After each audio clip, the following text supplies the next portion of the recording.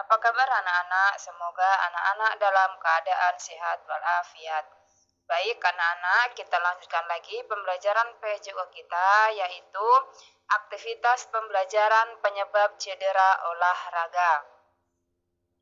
Nah, cedera olahraga dapat disebabkan oleh metode latihan yang salah, kelainan struktural, dan kelemahan otot.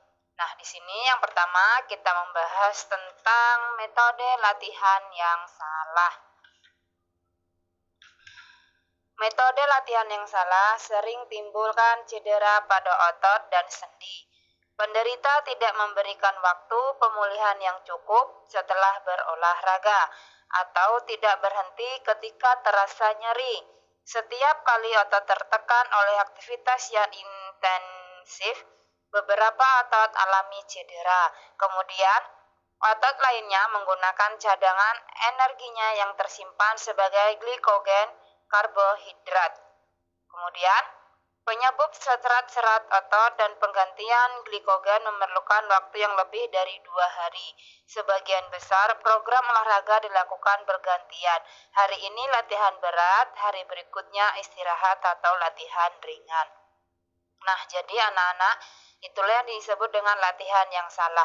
Latihan yang salah ini sering membuat terjadinya cedera ya, karena sudah terasa nyeri namun anak-anak tetap melanjutkan latihan ya, itu tidak boleh karena akan menyebabkan terjadinya cedera yang lebih parah. Nah, jika anak-anak sudah terasa nyeri, maka anak-anak harus istirahat dan besoknya kemudian latihan dengan yang ringan saja, tidak boleh ketika sudah terlalu terasa nyeri, anak-anak diporsir lagi lebih kuat lagi, lebih laju lagi larinya. Maka itu tidak boleh. Nah, ketika terasa nyeri, anak-anak harus istirahat dan besoknya latihan yang sedang-sedang saja. Ya, itu metode yang salah. Kemudian yang kedua, kelainan struktural. Kelainan struktural dapat timbul seseorang lebih peka terhadap cedera olahraga. Hal itu karena adanya tekanan yang tidak semestinya atau jangkauan terjauh dari bagian tubuh tertentu. Misalnya, injak pedal sepeda terlalu jauh, tingginya langkah kaki terlalu jauh, atau mendorong terlalu kuat sehingga pinggul dan lutut pada tungkai yang lebih panjang akan alami tekanan yang lebih besar. Kemudian, cedera dapat pula terjadi karena putaran kaki ke dalam setelah menyentuh tanah. Sebenarnya, putaran kaki sampai derajat tertentu itu normal.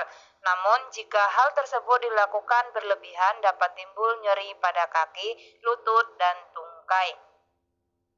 Penyebab cedera lainnya yaitu pergelangan kaki yang sangat lentur ketika berjalan atau berlari. Lengkung kaki akan menyentuh tanah dan kaki menjadi rata. Jika pergelangan kaki kaku akan terjadi kebalikannya. Namun, kaki yang memiliki lengkung sangat tinggi tidak dapat menyerap goncangan dengan baik. Hal ini meningkatkan resiko terjadinya rentangan kecil dalam tulang kaki dan tungkai atau fraktur karena tekanan. Nah, jadi anak-anak, kelainan struktural ini juga tidak bagus jika kita lakukan yang sangat berlebihan ya, karena resikonya sangat tinggi ya. Nah, kelainan struktural ini cederanya karena misalnya kalian lagi menginjak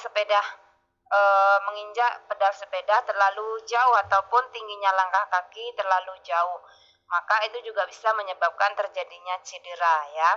Maka anak-anak harus seimbang. Jika kalian menggunakan ataupun lari jangan terlalu tinggi namun sedang saja agar tidak mudah terjadinya cedera ya, karena otot-otot kita ini sangat mudah ya, apalagi kita tidak melakukan pemanasan, maka akan mudah sekali untuk terjadinya cedera.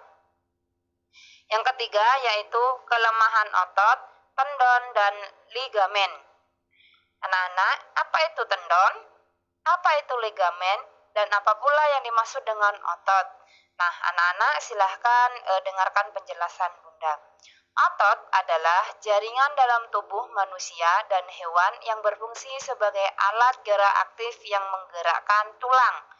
Otot menyebabkan pergerakan suatu organisme ataupun makhluk maupun pergerakan dari organ dalam tubuh organisme tersebut. Nah, itulah yang dimaksud dengan pengertian dari otot. Yang kemudian, tendon. Tendon adalah jenis jaringan ikat yang menghubungkan otot dengan tulang.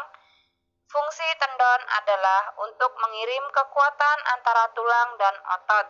Tendon memudahkan gerak bersama, misalnya berjalan dan berlari. Nah, anak-anak bisa melihat ya pada gambar yang di samping mana bagian tendon, mana bagian otot. Yang terakhir yaitu ligamen. Ligamen terbuat dari bahan yang sama seperti tendon. Ligamen hubungkan tulang satu dengan tulang lain. Fungsi ligamen untuk membantu stabilkan sendi dan menyediakan struktur untuk tulang. Kemudian, otot, tendon, dan ligamen dapat cedera akibat dari pukulan langsung atau benturan berlebihan. Ya, jadi itu ya nak, otot dan tendon, ligamen itu dapat cedera jika terjadi pukulan secara langsung ataupun benturan yang berlebihan ya. Otot, tendon, dan ligamen dapat robek jika beban menekan lebih besar daripada kekuatan alaminya. Sendi lebih peka terhadap cedera jika otot dan ligamen penyokongnya lemah. Osteoporosis ataupun kerapuhan tulang akan mudah mengalami fraktur ataupun patah tulang. Latihan penguatan dapat mencegah terjadinya cedera. Cara untuk menguatkan otot adalah latihan tahanan yang secara bertahap bebannya ditambah. Untuk itu, membantu menjaga tubuh tetap sehat dan aktif adalah penting. Nah, anak-anak, itulah yang dimaksud dengan otot, tendon, dan ligamen. Anak-anak bisa lihat contoh yang sudah ada. Nah, cara mudah untuk tidak mudah terjadinya cedera pada otot yaitu kita harus latihan setiap hari, kita menambah beban. Misal hari ini latihan lari, waktunya hanya 5 menit, besok ditambah menjadi 7 menit, besoknya ditambah menjadi 10 menit, begitu juga seterusnya ya, agar otot-otot kita bisa terbentuk menjadi kuat ya. Paham ya anak-anak? Nah, itulah pembelajaran kita hari ini.